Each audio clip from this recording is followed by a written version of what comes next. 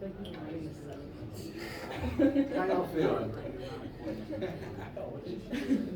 That sounds bad. I'm sorry, what? How y'all feeling? Happy Monday. Feeling good. Glad to hear. Any questions, thoughts, concerns, etc.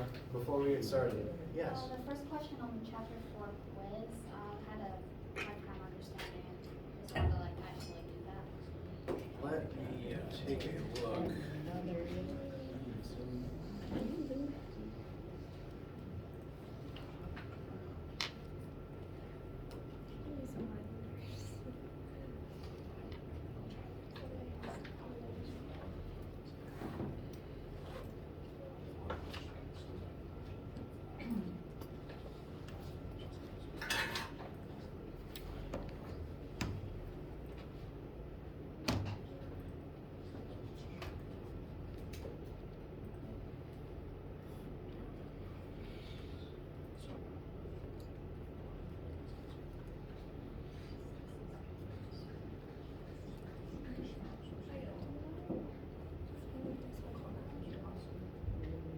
I'm on baseball, I buy.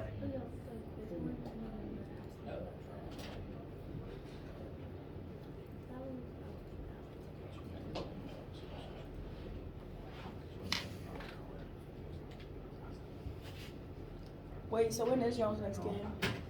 At home, we play this coming weekend against Georgia State at home. What Friday, day? Saturday, Sunday. All weekend. Yep. Okay. I'll be at one of them. You said the first question, right? All right. Now, this is chapter 4 quiz, rotation quiz. And question 1. Now, I've been doing this a long time, so my experience is very different than yours. I feel, when I look at this and I see conversion question, but it's not immediately obvious that it's a conversion question. The situation described here it's talking about a far off planet, a different planet in a different solar system, and since it's a different planet, its day would be a different length, since it has a different speed rotating about its own axis, and its year would be a different length as it takes a different number of days to orbit its own sun. And for everyone, you'll get a certain number of hours for the day on that planet and a certain number of days for 1 year for that planet, relative to Earth's perspective on such things. And what you are ultimately asked for is to calculate the angular speed of the planet, both in terms of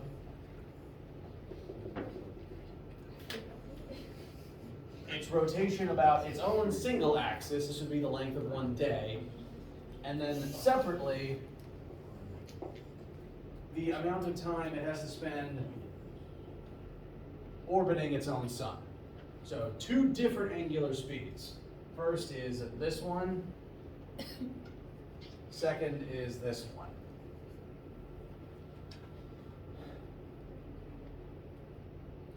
And the trick to this one is the question gives you the 2 different amounts of time it takes for this particular planet to rotate once about its own axis and to rotate its sun. So that is the time it takes for it to make a full rotation, which actually already gives you enough information to write about its angular speed, but in kind of an odd unit. That first angular speed, with the information currently on screen, is 1 full rotation about its own central daytime axis in, for me, 21.5 hours. And the second one, the time it takes to rotate its sun, is similarly 1 full rotation, but in a certain number of days.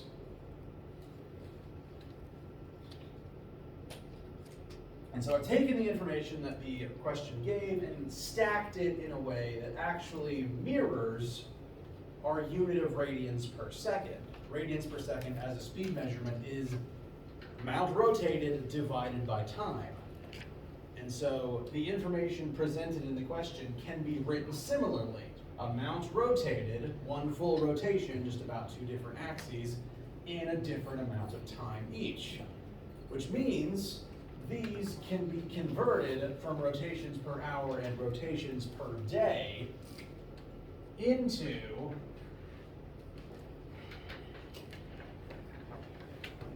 radians per second.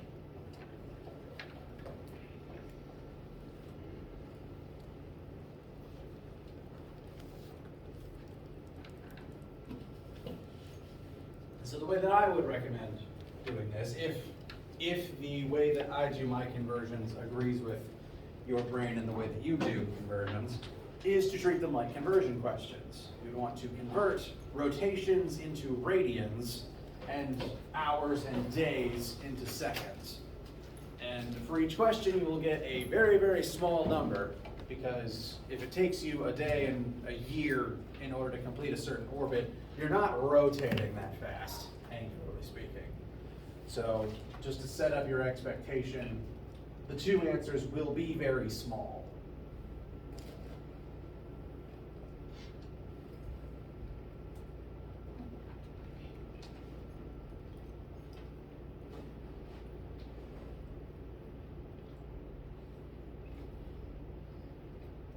Just based on facial expression, seems like there may still be some question or hesitation. Not right now. Okay. Sort of. I'll email you later if it pops up. Okay. And again, I think of this as a conversion question, but there are other ways to ponder it as well. I was helping one student through this, and they needed a different approach for their own methods and thought process. So it's okay if this one's weird. My experience with it is coming from a very different position to you guys.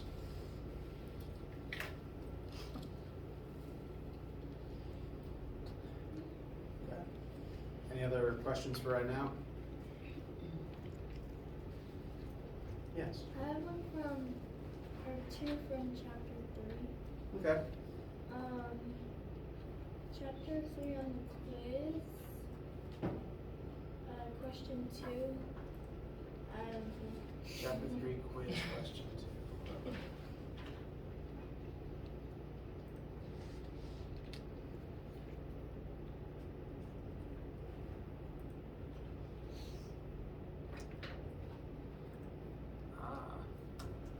I'm glad you asked. So this question is about the gravitational pull of a mountain. Because as we've said, every object with mass has gravity. You may not be pulled very strongly towards the nearest mountain, but there is technically gravity between you and said mountain. So the question is asking, what about, like, it doesn't ask for the actual force of gravity, but it's asking a question regarding the force of gravity between a person and a mountain that is near them. And we know, since both of these entities are made of mass, there will be a force of gravity between them. But the information given is that the distance between the person and the mountain, and that the force of gravity between them is equal to a certain percentage of that person's weight.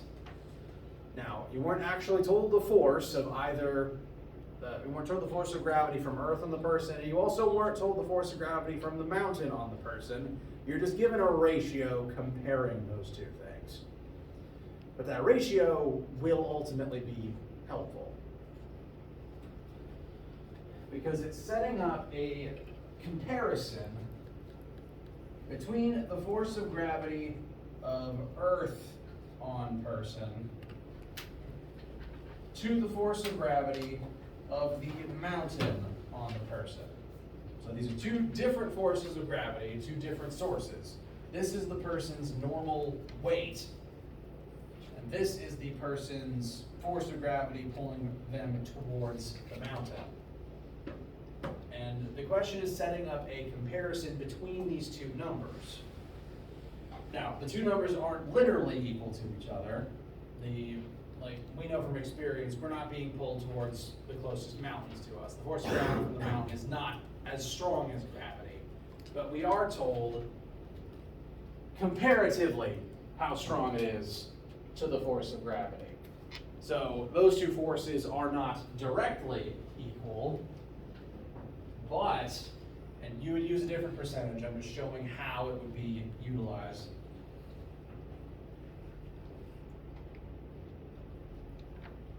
.5% of their weight, that force of gravity from Earth acting on them, is equal to the force of gravity of the mountain. So the force of gravity from the mountain is not equal to their entire weight, just 1.5% of it, or adjust percentages as needed. And I would, when I would do this myself, this would be my basic starting point. But from here, there's going to be a certain number of formulas substituted in. Because this force is the human's normal weight from Earth pulling down.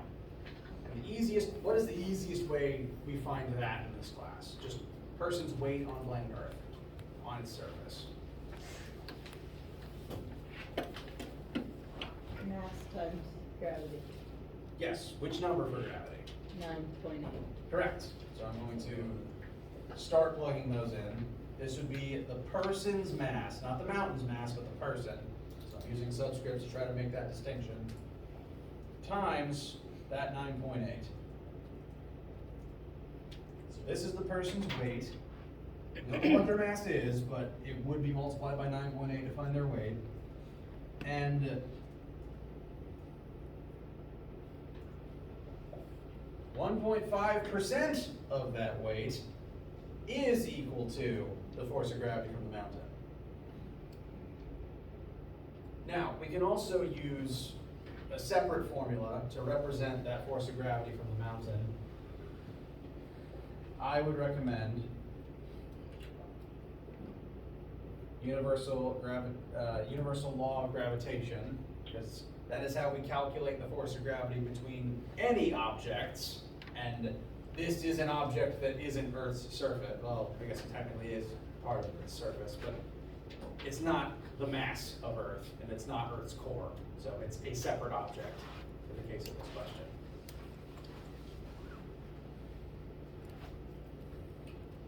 And I would recommend using this equation in place of the force of gravity from the mountain on the person.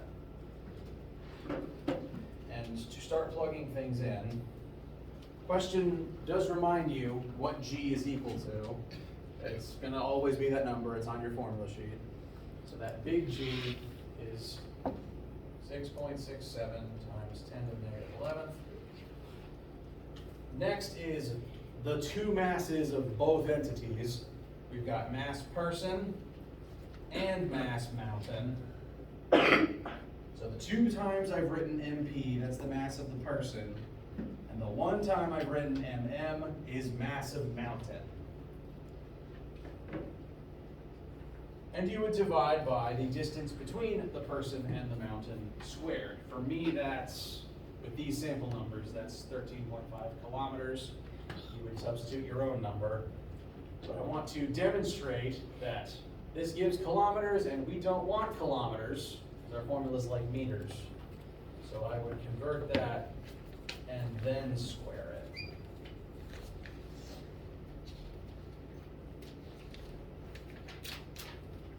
And normally I like to leave the letters in so you can fill in your own numbers later.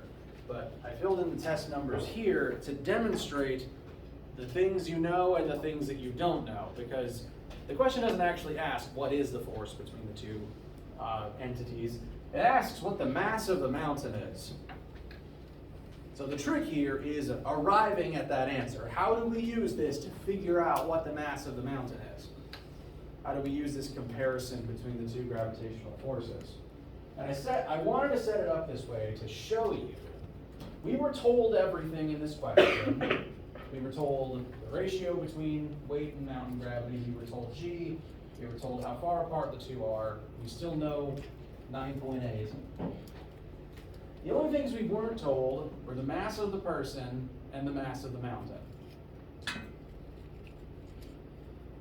So it's up to you, so starting from here and substituting in your different percentage and your different radius, to figure out why the mass of the person doesn't actually matter and how to then solve for mass of mountain.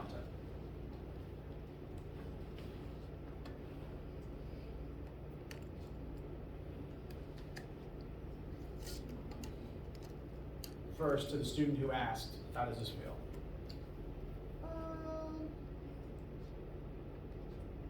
I'm still a bit confused. That's okay. It is okay to be confused, because we're here to learn. If I could ask, what feels confusing or the most shaky right now? I think like, wait, so the 0 point, you find the user percentage and then gravity, and that's just for the mass of the person? Well, this is a percentage of the person's weight, their normal weight on Earth's surface. Okay. So it's a percentage of their weight, and the way that we find normal weight on Earth's surface is mass times 9.8. Okay. So this is mg, Okay. and then mg times a certain percentage, because the force of gravity from the mountain does not equal their entire weight, just this percentage of their weight. Okay. Okay. And specifically, you would need to convert from percent form into decimal form, because if you multiply by 1.5, that doesn't reduce it to the percentage, that makes it bigger. Yeah. I think understanding that makes the labels make more sense. Okay, I'm glad to hear.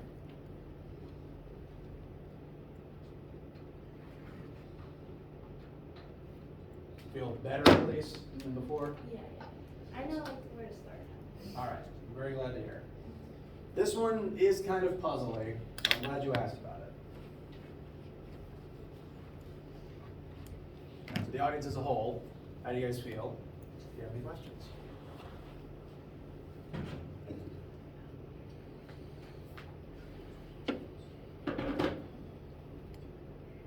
Okay. Now, we are approaching test season, and decent chunks of our lectures for the rest of the week will be dedicated to review for said upcoming test, which can include asking about homework, because doing your homework is test review. So please never hesitate to ask about homework and quiz questions in class. My plan for the rest of today is work on a few more rotation examples, just to help all of that information sink in, get a little more practice for it in, and talk just a tiny bit about one last interesting rotation concept. There's no math involved, I just find it interesting. And then Wednesday, full test review day. Friday, full test review day as long as you have questions to ask. And then the test opens up for people to begin taking it Friday lab. You don't have to take it that day if you have Friday lab. You can take it another time if you want more time to study or you have sports or something. Just let me know if you're not going to take it that day and you normally would. Sound okay? Does anyone not feel comfortable? Yes. I just have a question. Will we take the test here? In here, there's just more chairs, so, and everyone can space out. Yes. For the like labs due Friday, Yes. you want us to just write if we work with a partner, like both our names on it and then turn it in? Is Mhm. that cool? Yeah, if you as a group work on a paper copy, you can just hand that in to me. Okay. If you work, like if you're working on it, like separately collaborating over email and you just send in an email copy with everyone's names, that's fine too. As a reminder, Monday and Wednesday, there is no normal lab this week, but I will still be in the lab room in case you have lab questions for the take-home lab, or just homework, quiz, study questions in general. Coming is completely optional, but I'll be there. Coming is completely optional to lab this week. Yes. Monday and Wednesday, there is no lab assignment besides the take-home one. So if you want to either work on that in the lab room with me and whoever shows up, or come treat it as basically study time and come ask me quiz, homework, review questions, etc., I'll be in the room for those purposes. But that is, again, optional. You can choose to study how is best for you.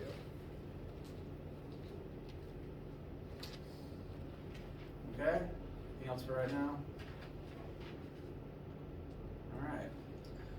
Well, there's a couple practice questions I have prepped to continue going over some of the principles we've discussed in the last couple of days, namely centripetal force, tying it into a few more things we discussed, and also a little bit more practice for torque. So my plan for the rest of the day is just review questions, get practice in your notes. And the first thing I'd like to do is, I've been talking about how centripetal force causes rotational motion for objects orbiting in space, and I'd like to get some practice for that in your notebook. So we are actually going to figure out how the centripetal motion of the moon actually works. I'm going to demonstrate how I would solve such a question in case something like that is on your test study guide for the test. Take notes.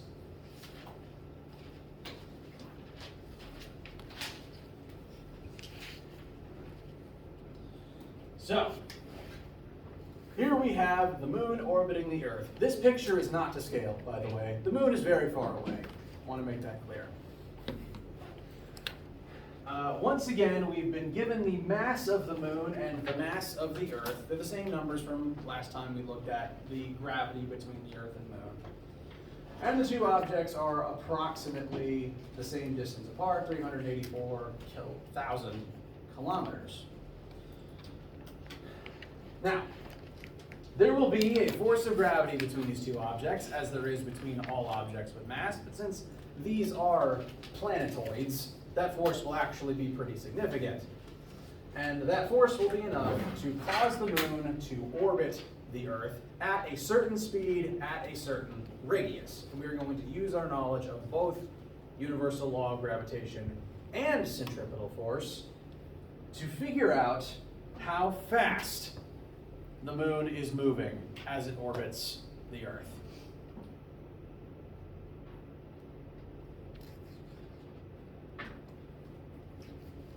So, pictures are always helpful. Here we have the Earth, here we have the moon.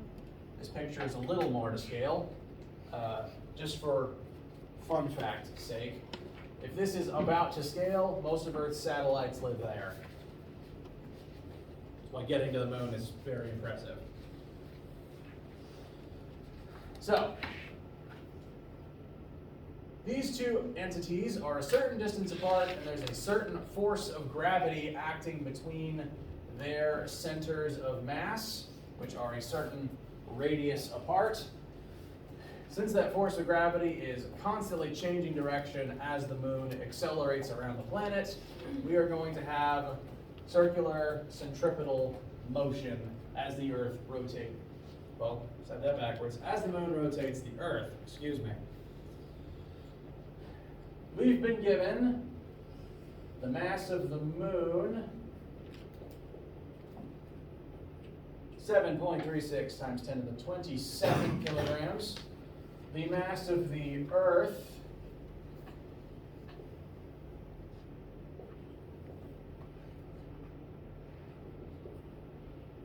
.98 times 10 to the 24th kilograms. Thankfully, we like kilograms, so we do not have to try to convert these massive numbers into any other unit. We can leave them as is. And the distance between their centers of mass is 384,000 kilometers. Do we like kilometers? No, we like meters. So how many meters is that?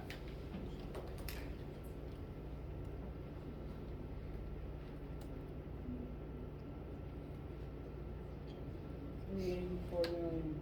384 million, correct. Since kilometers are bigger than meters, going from the bigger unit to the smaller one makes the number bigger. So, like I said, Moon and Earth, pretty far apart, and yet it still looks fairly big in the night sky. And its gravity is still strong enough to affect our tides. So, this is all the numbers that we were given. Now for how one would examine a situation like this.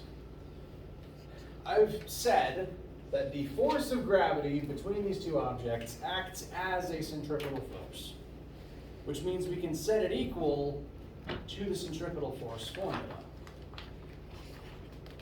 Putting the numbers where my mouth is, force centripetal equals the force of gravity in this scenario, because gravity is playing the role of a centripetal force and causing the moon to orbit rather than fly away in a straight line. So since the force of gravity is playing that part, we can set the formulas for these two things equal to each other. And we'll actually find that the two formulas share a few pieces of information that will make this task a little bit easier.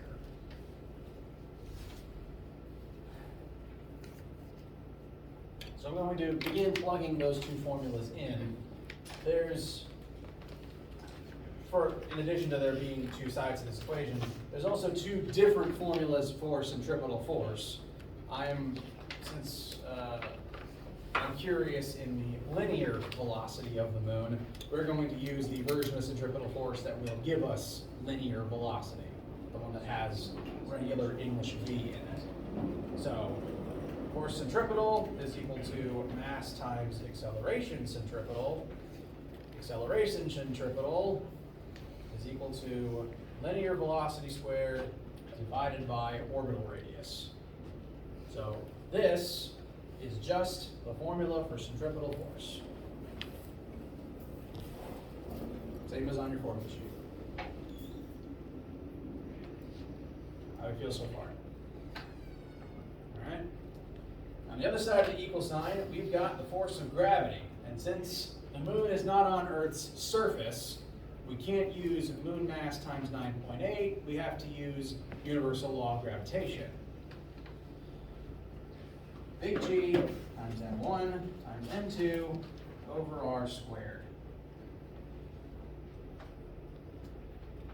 And after performing this substitution, these formulas are now in terms of information that we have, because we know the mass of both objects and we know the orbital radius between them.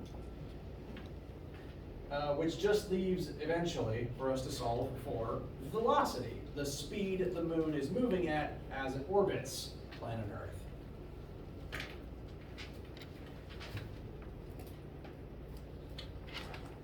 So in making this substitution, setting these two concepts equal to each other and plugging in the formulas, we've managed to rewrite it in terms of things we know and the thing that we want to know.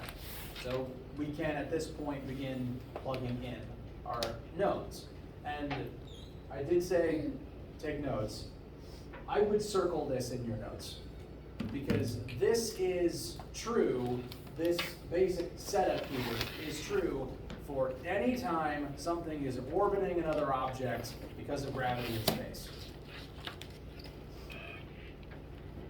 There's questions like this on your homework and quiz. There's a sample question like this on your test, on your practice test. And if it's on the practice test, it means it's good info to know for the test itself. So again, highlight. General information for how to start orbit questions in space where gravity acts as centripetal force. Now the details will vary. Sometimes you'll know certain things and you won't know other things, but again, this is where you want to start. Either here or using the other version of the centripetal force formula. So it's time to start plugging in the things that we know. Those would be the mass of the two objects and how far apart they are. So I'm actually going to start on the universal law of gravitation side.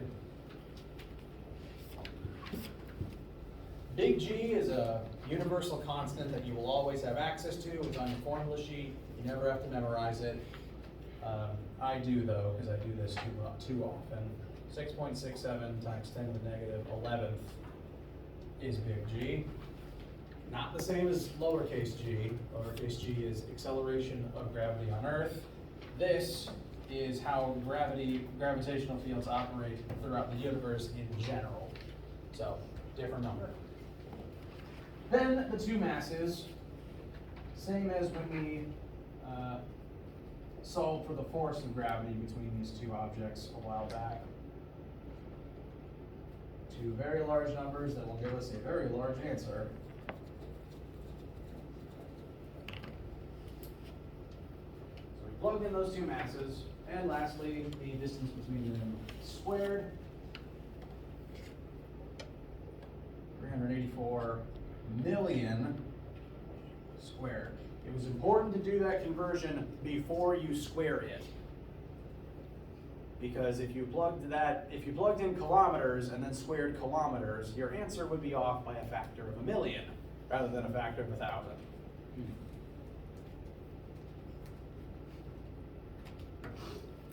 And that's the whole gravity side. If you solve that by itself, it would once again calculate the force of gravity between the two objects.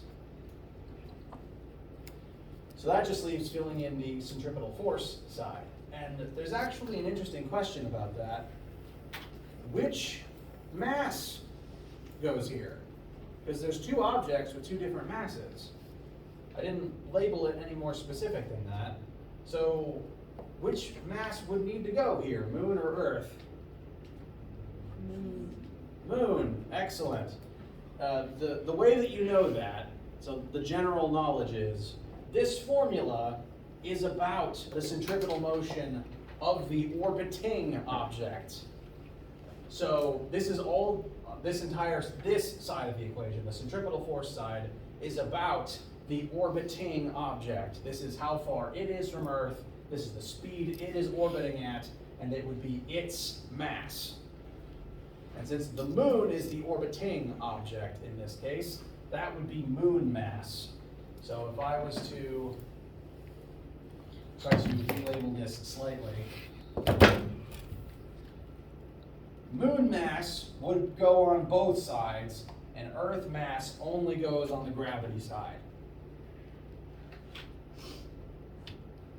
Does that feel okay?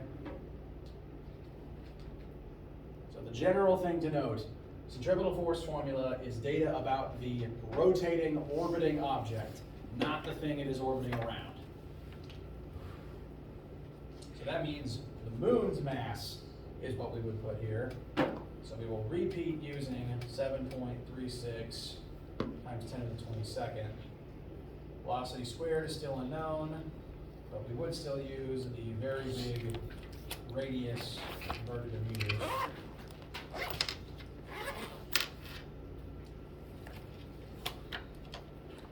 And after all that plugging, oh, yes, sorry. On the formula sheet, it has that as a negative, the gravitational force. Yes. Why? Wait. What's negative, sorry? That the formula to the right, the force of gravity equals G and 1 and 2 divided by R squared. On my thing, it's negative. Can I take a look? Yes. Unless I need that means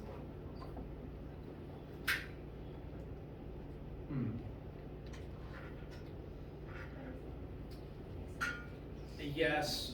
So I apologize for combination formatting error and lack of clarity. So if there's a reason for that negative to be there, it's to remind you guys that this force of gravity, like this equation, the forces always point inwards. One object is attracted towards the second one is attracted towards the first. So from both objects' perspective, it's an inward pointing force rather than an outward pointing force.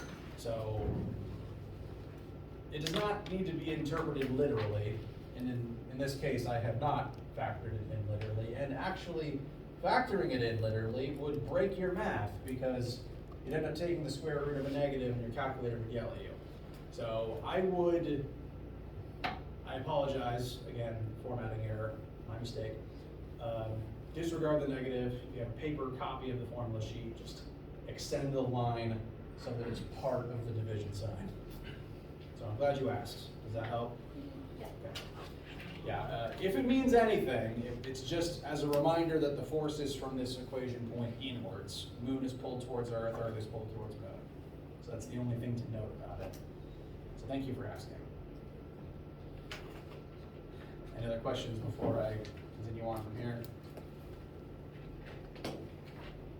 All right. So some things to note. We have everything filled in except v squared, so we can work this through to get v equals. But I'd like to note a couple things on our way there. One, both sides are being divided by the same radius, which means this side is just divided by r, this side is divided by r squared.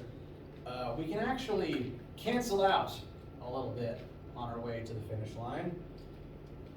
Because if we were to say multiply both sides by that radius number, this whole radius would cancel and this squared would cancel. So that's a little less work once we make that cancellation. But that's not the only cancellation that we can make, because there's something else that is repeated across both sides, and that is the mass of the orbiting object. In this case, the mass of the moon. Moon mass is here, which is the numerator, because it's not on the underside of a division sign. And moon mass is also over here in the numerator. So it also cancels out. What this should tell you is that the mass of the moon doesn't actually matter for the question we're asking. The mass of the orbiting object does not affect the speed it has to orbit, the speed it has to be moving at in order to orbit at a certain distance from the planet.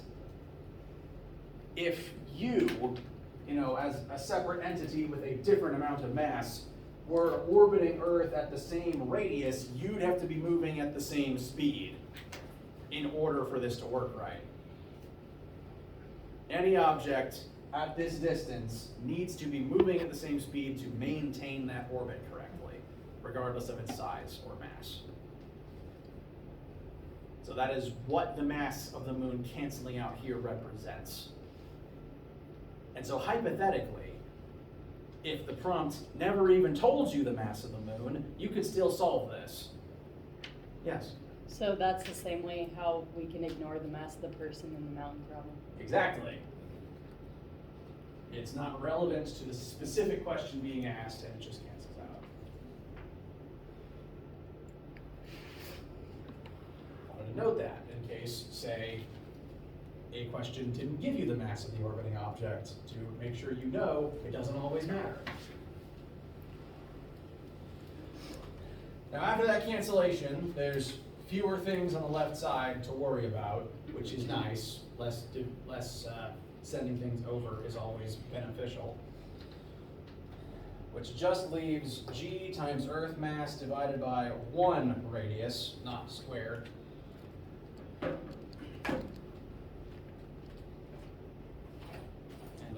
I should fish this out of my bag earlier in this session.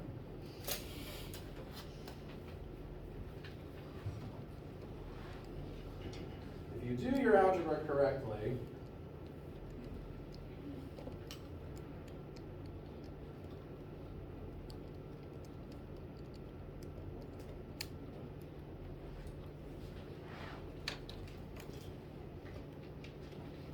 v squared, so again, everything on the left except v squared is gone. V squared is the only thing left over here. So all I'm doing right now is compressing everything that's still on the right down into a single number. So g times Earth mass divided by radius not squared is 103,873.5. So a million.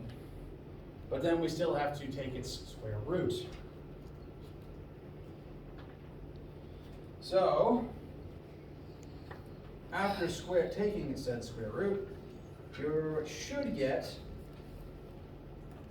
a final linear velocity for the moon of approximately 1,000 meters per second. That is Mach 3. The moon is booking it.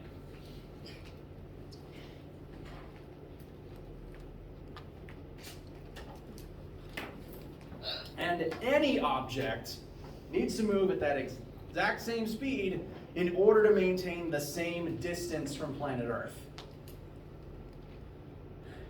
For orbit questions like this, there's a very fragile balance between the force of gravity, the orbital radius, and the orbital velocity. For an orbiting object to maintain the correct distance from the thing it is orbiting, it has to maintain this certain speed.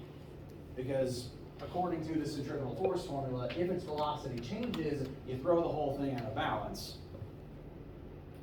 So, not just for the moon, but also for our satellites and space stations and things like that,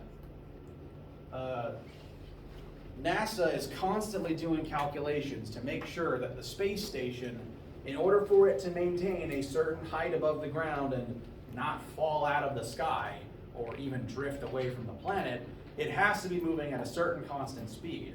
If it gets slower, they have to hit the thrusters to make sure it makes that speed up to stay at the same height, because if it slows down, it's gonna fall out of the sky. Meanwhile, if it gets too fast, it'll drift further away from the planet, and the astronauts then, are helpless and can't come home. Same is true for the moon, actually. If the moon slows down, it starts falling out of the sky. If the moon speeds up, it drifts away from the planet. Both of those scenarios are bad. It's fair to say the moon hitting the Earth would be the worst scenario, but if the moon left, our tides would still be screwed up and the oceans would die. So, still bad, just, slower.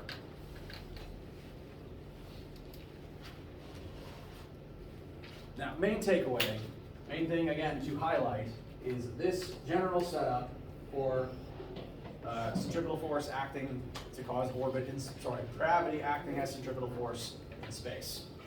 There's questions like this on your homework, questions like this on your practice test. So keep it in mind and make sure to bring questions about it to class. We're a little light on time now, so I will only give you one tip about some questions before we break. There is some torque questions on your homework and upcoming practice test that we'll discuss on Wednesday. The formula for torque is still true, but I'd like to point out some of the questions are seesaw style. And in this scenario, the torque generated on one side has to be equal to the torque generated by the other side.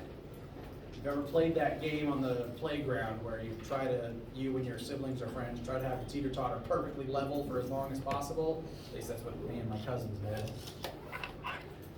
You generate a certain amount of torque based on your weight and how far from the fulcrum you're sitting. So that's the radius times the force that generates torque.